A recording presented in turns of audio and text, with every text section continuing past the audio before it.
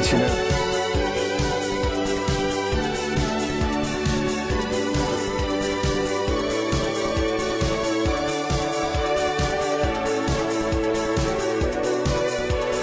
Mi nombre es Fabián Kuzman, del Prisionero en Argentina. Son delitos terribles. Abogado, periodista, escritor, politólogo, y existe una palabra con la cual me voy a referir con mucho cuidado. Aquí en Estados Unidos el término polemicista, traducido muy burdamente, se refiere a las personas que saltan al medio, al ojo de la tormenta y se sienten muy cómodos allí defendiendo sus posiciones, defendiendo sus convicciones. ¿Te sentís cómodo con la palabra provocador? Nicolás Márquez, buenas tardes. ¿Qué tal?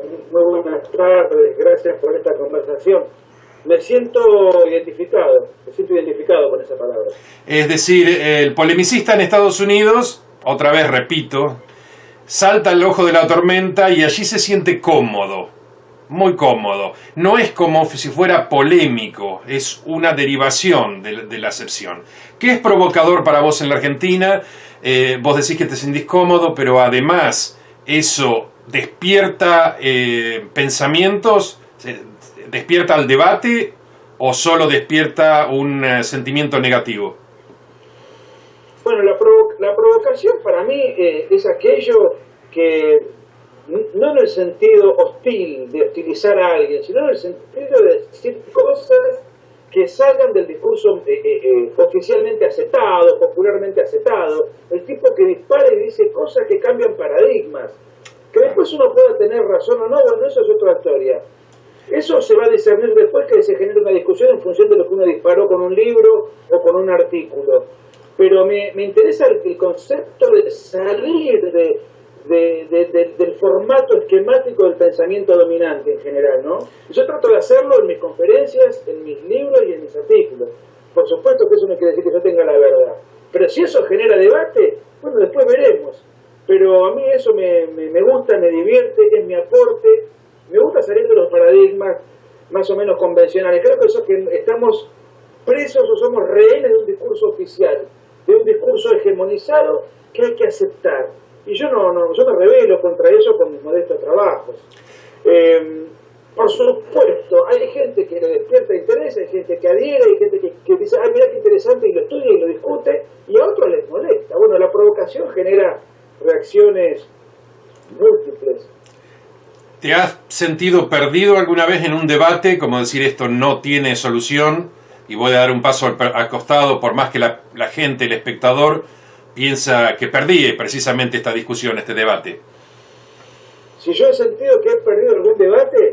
Es decir, la persona con la que debatís, te das cuenta que en un momento, bueno, no puede defender sus convicciones, no tiene bases para sus opiniones, y vos decís, ok, no es este contrincante, no puedo seguir adelante porque no tiene sentido.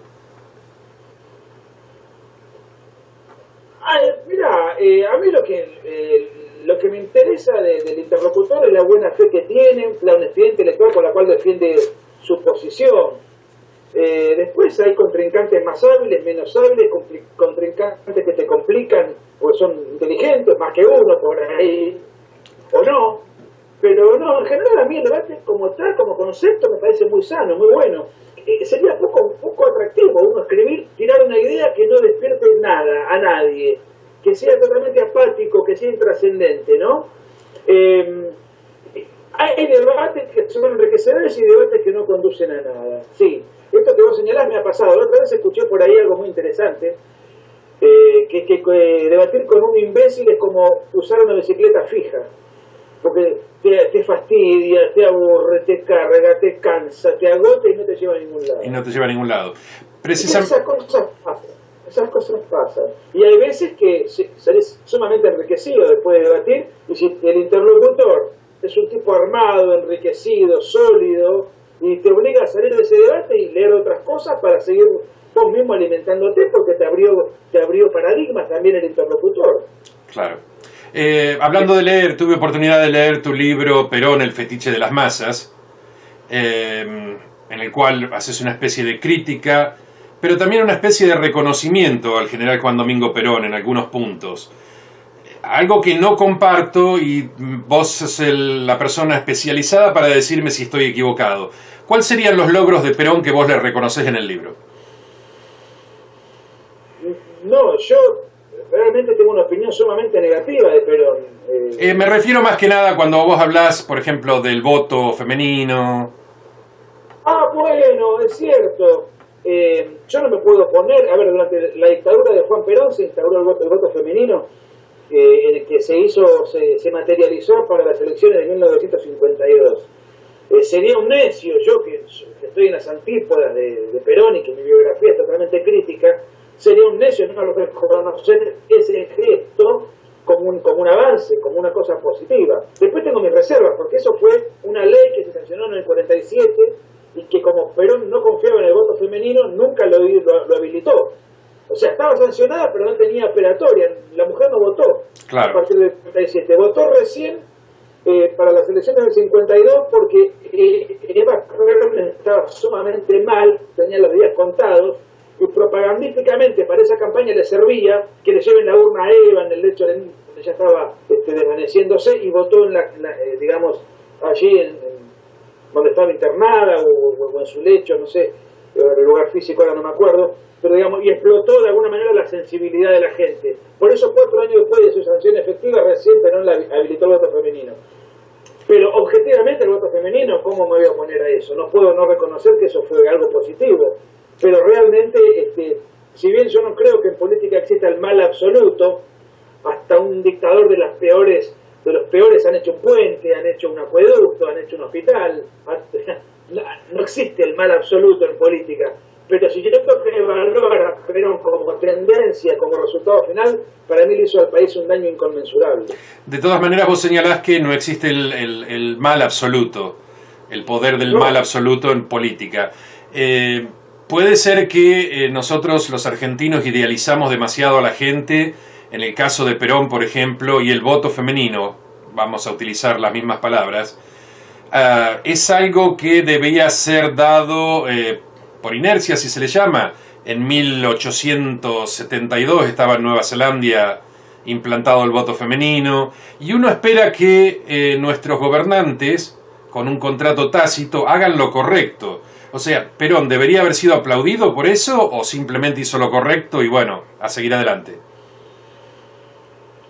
A ver, yo creo que durante el gobierno de Perón se vivía una dictadura, no existía libertad de prensa, los partidos políticos estaban semicensurados, los principales dirigentes opositores estaban encarcelados, ningún partido podía proliferar, podía difundir sus ideas ni hacer un acto partidario, las cárceles estaban llenas de presos políticos y la ciudad de Montevideo llena de exiliados políticos.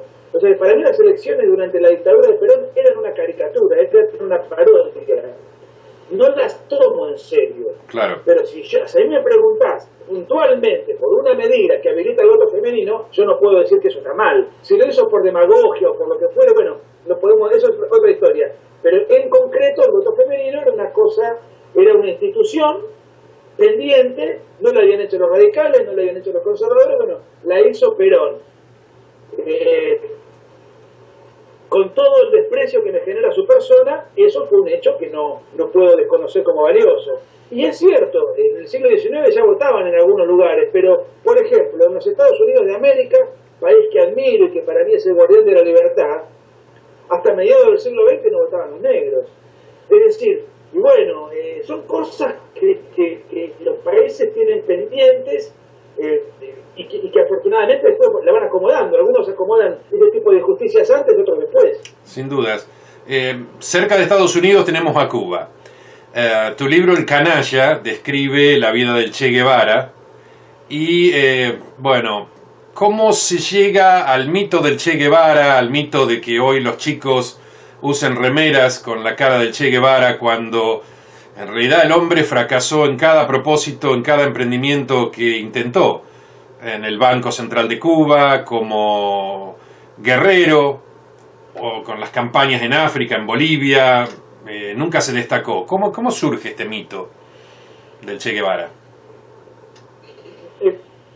Bueno, para mí surge el mito de Che Guevara por 3 o 4 circunstancias que lo rodean a él y que le son favorables para constituir ese mito, ¿no? Los mitos tienen características propias, ¿no? En general hay denominadores comunes en los mitos. Un denominador bastante frecuente es que murió joven. Y no murió joven ni siquiera porque lo pisó un auto. Murió joven combatiendo en Bolivia, en el sur de Bolivia.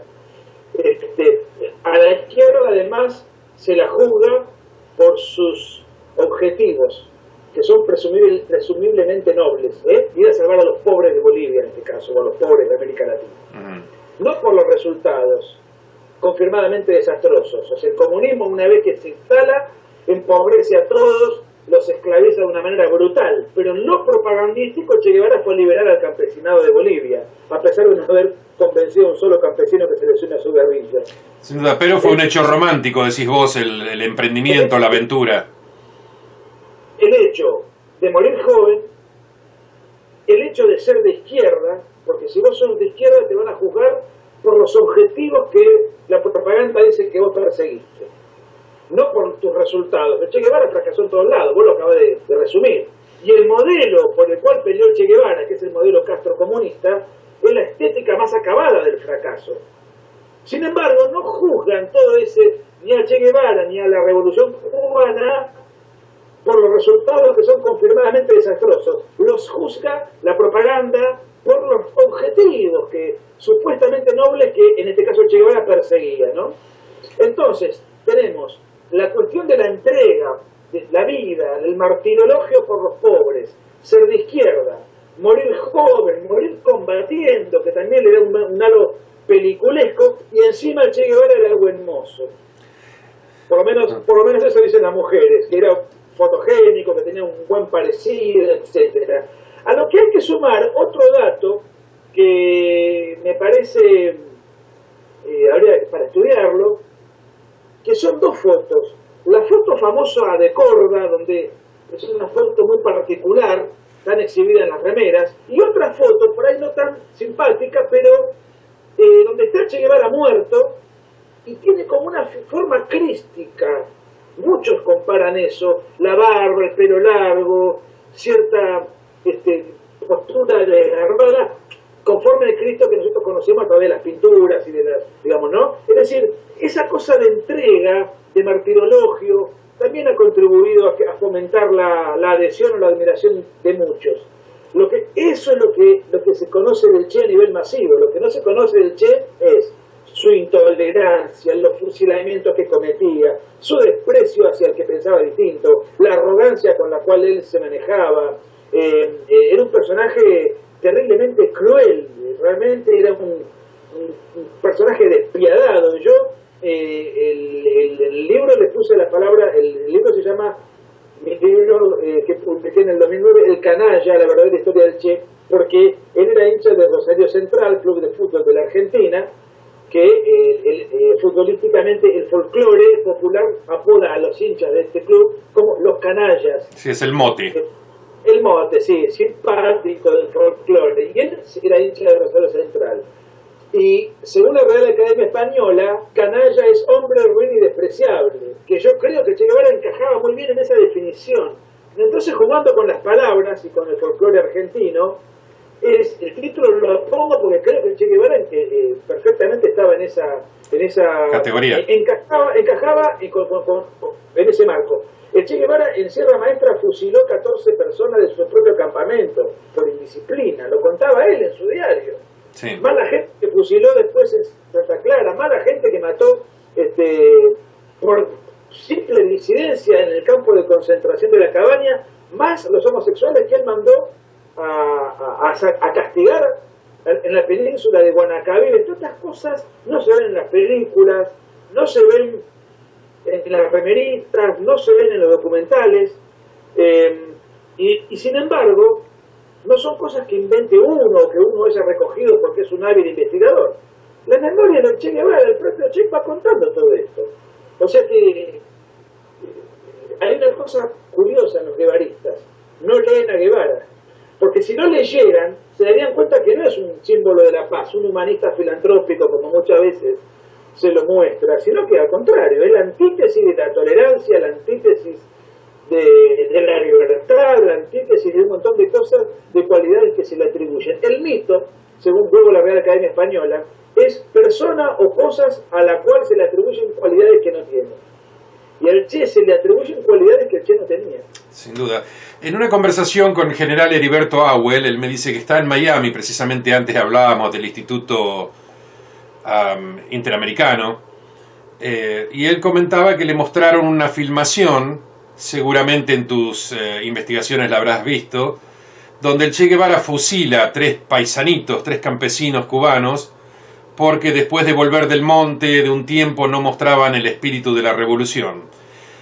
Vos además en tu libro hablas, como recién mencionaste, un gran odio hacia los homosexuales del Che Guevara y una aversión hacia las mujeres también.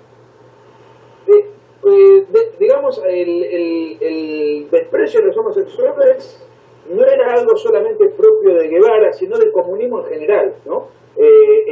Cuando Che Guevara muere en el 67 y ya lejos de Cuba, en esos tiempos en el castrismo se implementó una política generalizada de persecución. O sea, excedía al Che Guevara esa visión. En Rusia la homosexualidad era castigada, se mandaban a los homosexuales a los campos de la Siberia, de los gulag. Sí.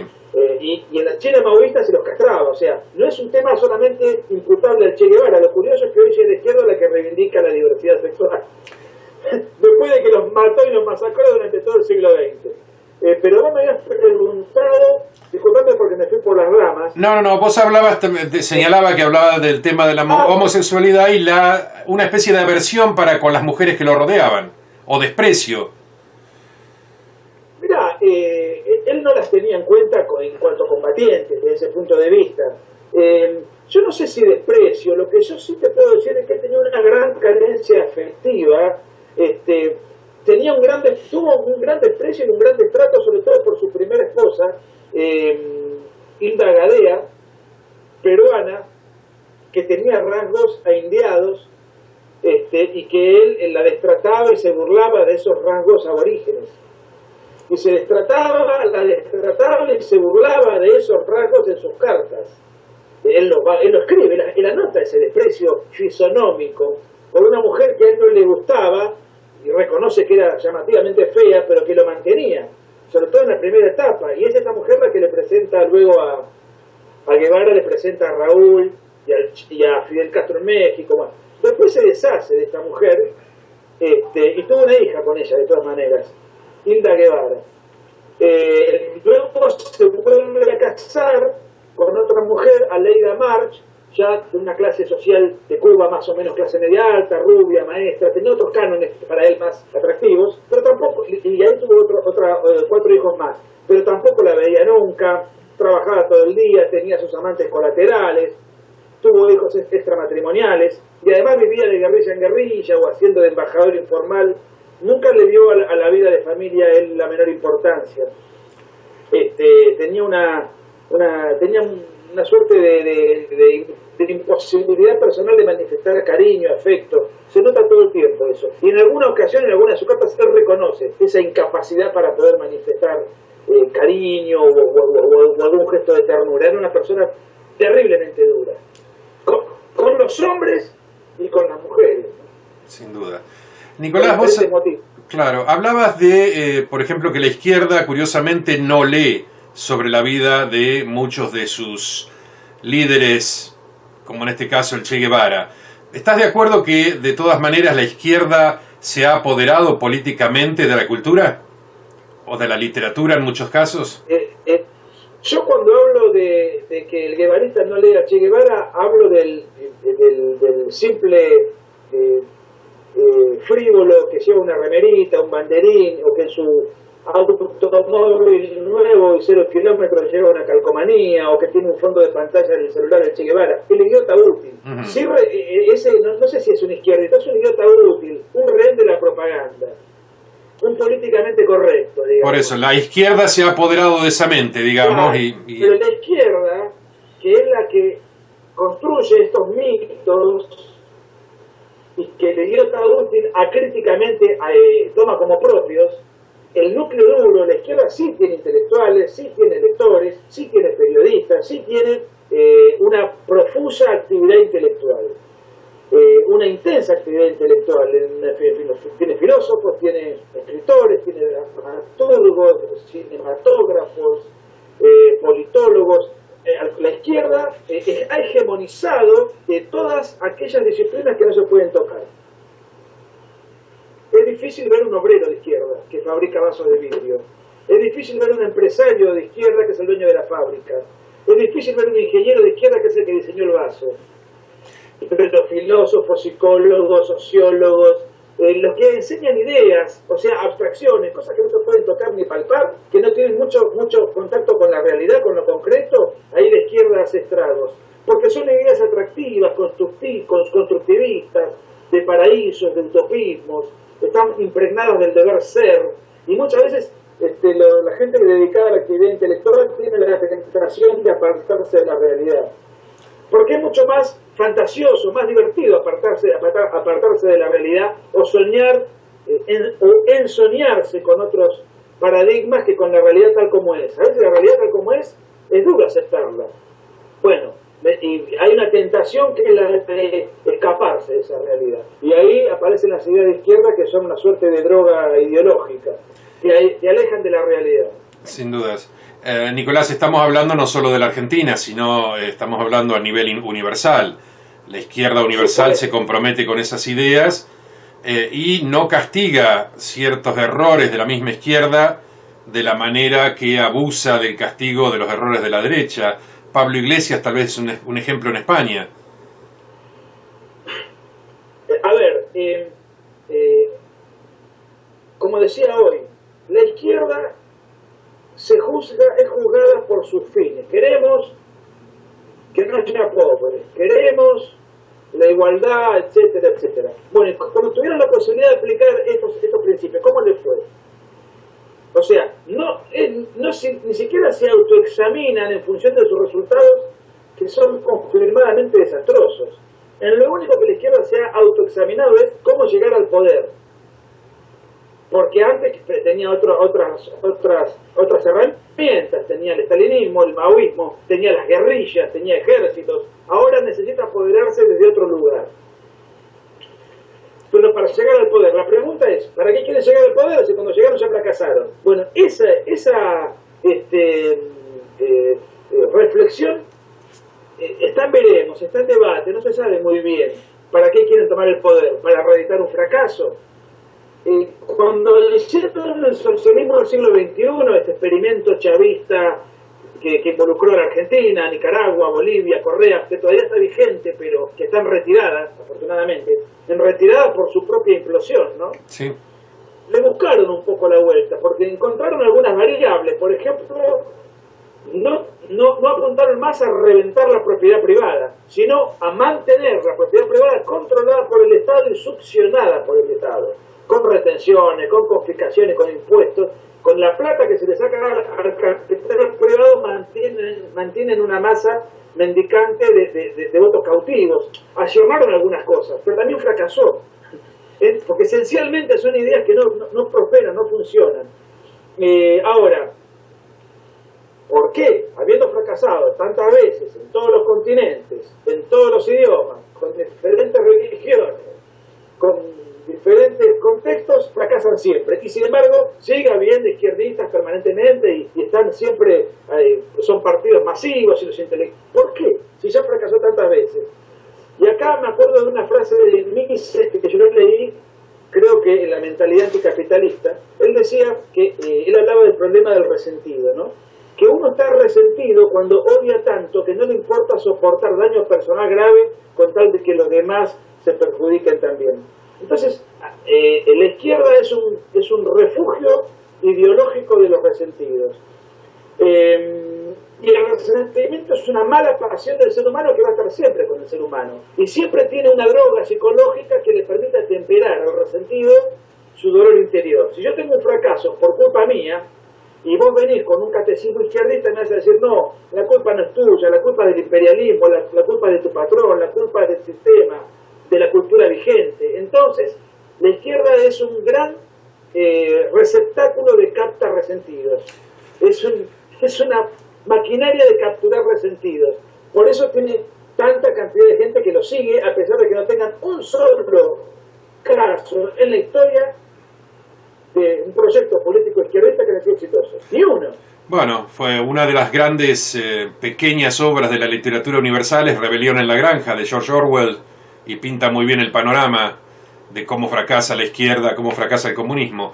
¿Podrías decir también que un resentido ha sido alguien como Hugo Chávez, que al principio de su carrera pseudopolítica se apoyaba en Estados Unidos, pero como no fue comprendido por estos, se trasladó toda su impotencia bajo el ala de Castro, a quien primero criticaba como un gran dictador y de eternizarse en el poder? También Hugo Chávez puede ser pudo haber sido un resentido. Bueno, el caso de Hugo Chávez es un caso que tiene sus aristas. No se puede hablar de Hugo Chávez sin criticar bastante al pueblo venezolano, como de muy inocentes. Yo creo que Hugo Chávez tenía su proyecto castrista desde antes. De hecho, Hugo Chávez se hizo miembro del Foro de San Pablo, si mal no recuerdo, en el año 95. En el año 92, cuando él intenta hacer su golpe de Estado, era más bien un rebelde cuya ideología era difusa.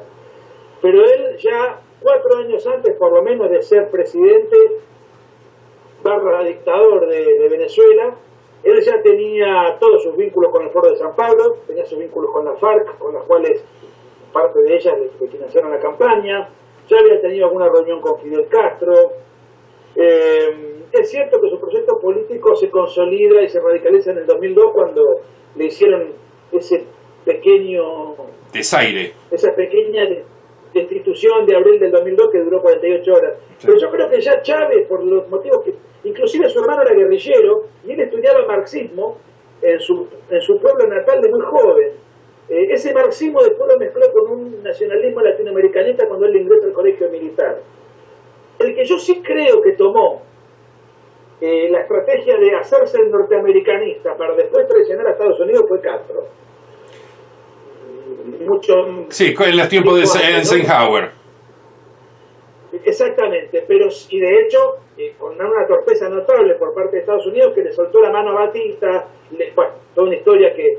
Pero yo creo que Chávez ya tenía más visiblemente una idea de hacia dónde tenía que apuntar. No creo que su conversión haya sido a partir de que llegó al poder, sino que ya un tiempo antes tenía un poco ese direccionamiento. Con una formación política e intelectual muy inferior a la de Castro. Kirchner, por ejemplo, otro populista. ¿Cuándo cambió? ¿Cuándo cambia Kirchner de ser un político normal a transformarse en un populista? No, es que nunca fue un político normal, porque Kirchner ya era una suerte de dictador en su provincia de origen, en Santa Cruz. Había un libro publicado que se llamaba El amo del feudo, que contaba todas las fechorías que eran la provincia de Santa Cruz.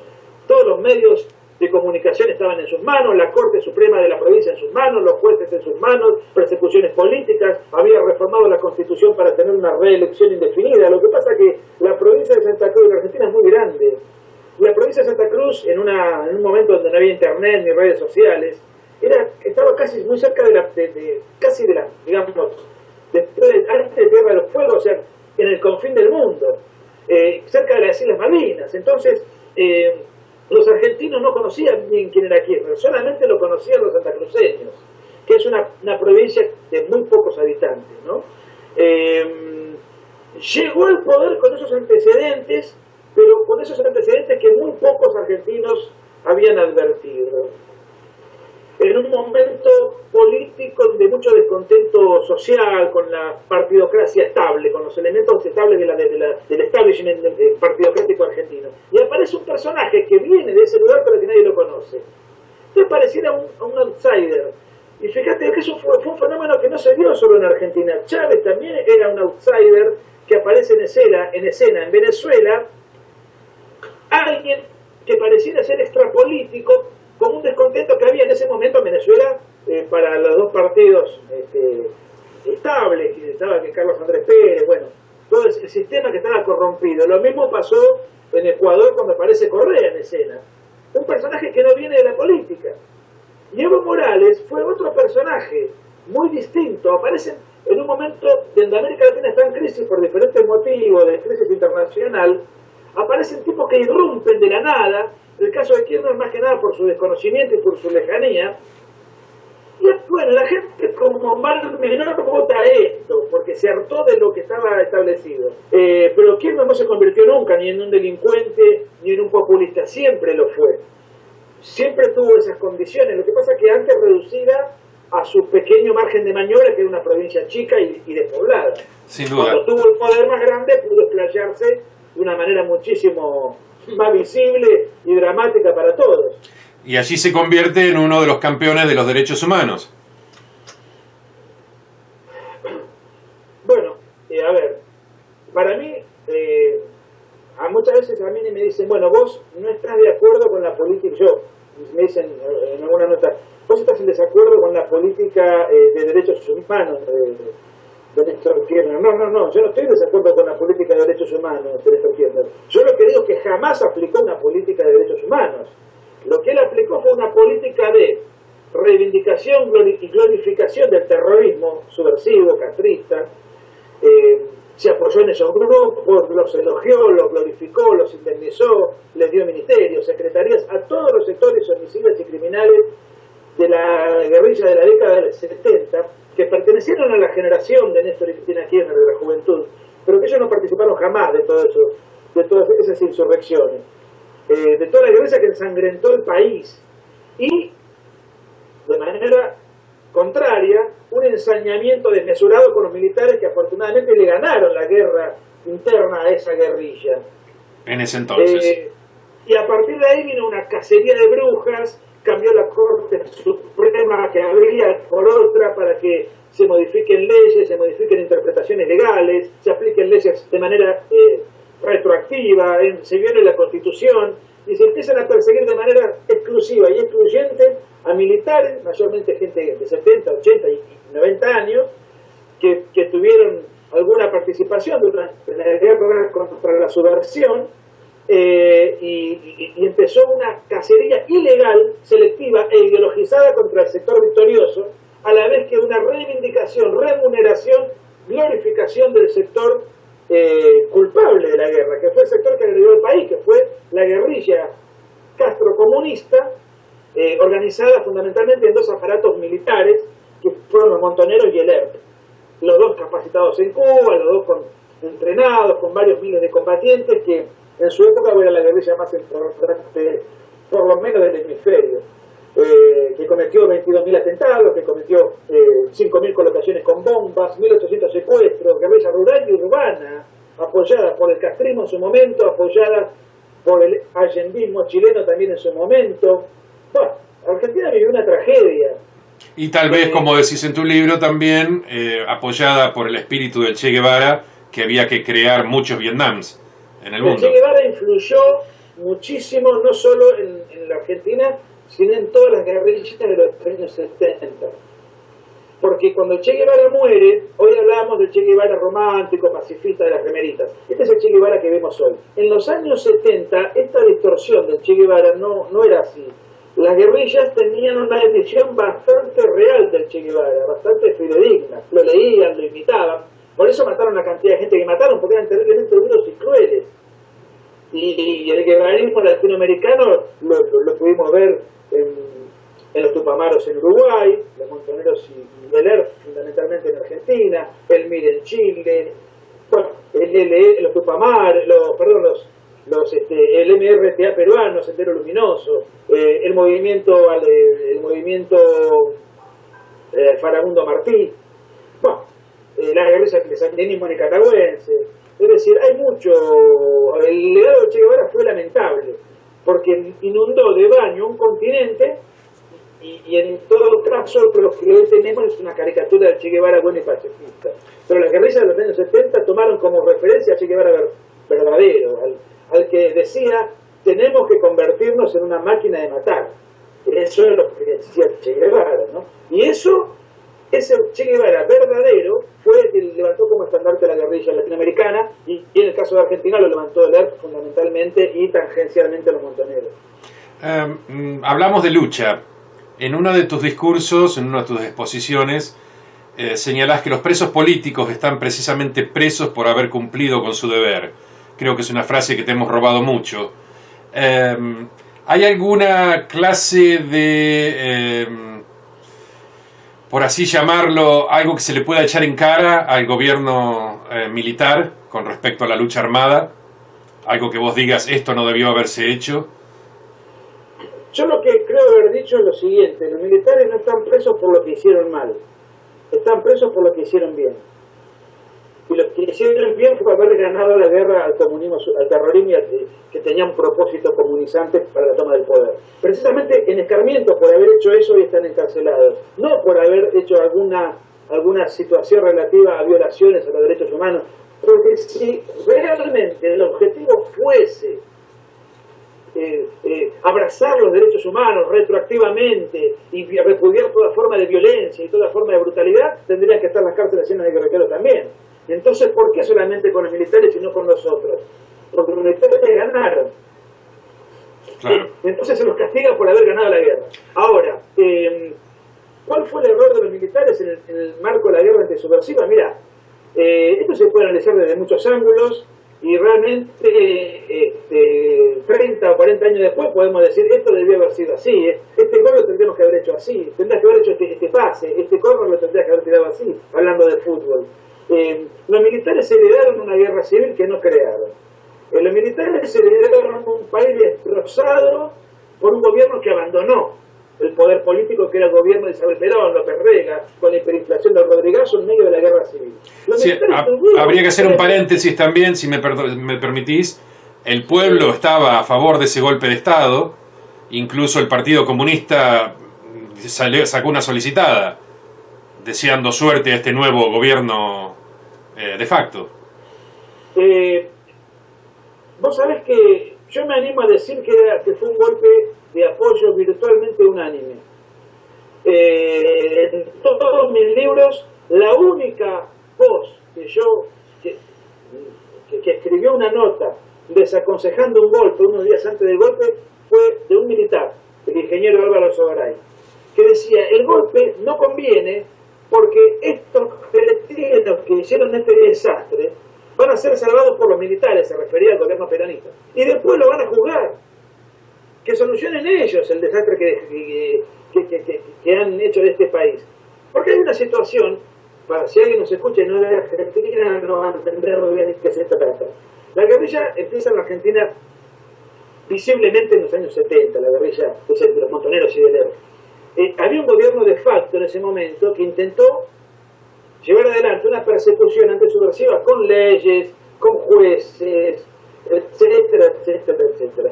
Todo eso no sirvió para nada porque en el 73, cuando el peronismo vuelve al poder, los jueces son cesanteados, las leyes antisubversivas son derogadas, los guerrilleros detenidos y condenados son liberados. O sea, esa metodología legal, institucionalizada, prolija, implementada por los militares, fue borrada de un plumazo por el gobierno peronista. El gobierno peronista ahí se metió en una guerra civil porque los guerrilleros que liberó, y tras haber desbaratado el aparato defensivo de este Estado, los guerrilleros estaban como decía Mao Zedong, se manejaban como peces en el agua entre la multitud. Incrementaron los atentados, reforzaron sus filas, y en el año 75 tanto ERP como Montoneros tuvieron las filas más gruesas de militantes, llegaron a tener 25.000 en esa época, con algunas provincias semi-tomadas y dominadas por la guerrilla. Perón se había muerto, la mujer de Perón, que era una cabaretera que él había conocido en Panamá, que heredó el poder por haber sido vicepresidente, que es Isabelita, no tenía la más pálida idea de dónde estaba parada, había grupos paramilitares, el país era un verdadero caos. La gente y la clase política pide el golpe. ¿Qué hacen los militares? Desde el punto de vista institucional y económico ordenan el país. Desde el punto de vista de la guerra antisubversiva, se le estaba combatiendo en un contexto de una desprolijidad total, con desaparecidos, etcétera, que ya se la venía combatiendo de esa manera durante el gobierno peronista. Ya cuando se produce el golpe había 1000 desaparecidos en Argentina, más los muertos por la AAA, etcétera. Podemos cuestionar a los militares haber heredado una metodología y no haberla mejorado, no haberla perfeccionado, haberla continuado tal como le fue heredada al peronismo. Puede ser una crítica entendible. Tenían el poder, debieron haber perfeccionado la metodología y no haberla continuado tal como le fue heredada. Ahora, es una injusticia que todo se juzgue en función del 24 de marzo del 76, que no se mire absolutamente nada de lo que pasó antes, que no se miren los antecedentes, y que sea el partido peronista el que juzga a los militares cuando fueron ellos los que crearon el caos, el vacío de poder, y los que iniciaron y crearon y diseñaron el plan para hacer desaparecer guerrilleros. Que en todo caso los militares continuaron, y eso puede ser un reproche, pero lo crearon los peronistas. Y esos son los que ahora se dirigen a los defensores de los derechos humanos y llevan adelante unos juicios selectivos a partir del 24 de marzo del 76, y solamente contra un sector, y la AAA, y los montoneros, y la guerrilla, y el plan sistemático para luchar contra la subversión que ellos crearon en el 75 con el operativo Independencia. Digamos, ¿qué hacía el peronismo en esa época? Bueno, ¿qué hacía la clase política? Independientemente de que había leyes para perseguir a la guerrilla, leyes que el peronismo en su momento derogó. O sea que cualquier lucha antisubversiva iba a ser ilegal, porque el gobierno peronista transitorio de Héctor Cámpora derogó toda legislación represiva. Entonces había bombas por todos lados. ¿Cómo combatías en un guerrillero si no tenía bombas para combatir? No tenía un marco jurídico para combatir. El caos político, institucional y legal lo creó el peronismo. El gobierno militar hereda eso, y ahora nos quieren contar la historia a modo de historieta y juzgar lo que pasó a modo de historieta, con leyes retroactivas. Bueno, en un marco, yo creo, estoy convencido, lo he dicho muchas veces como abogado, estos juicios son ilegales. Uno de los grandes atropellos del kirchnerismo fue haber violentado el Estado de Derecho, y por eso son presos políticos, porque no son presos los militares que están presos porque así los dice la ley, así lo dice el poder político violentando la ley.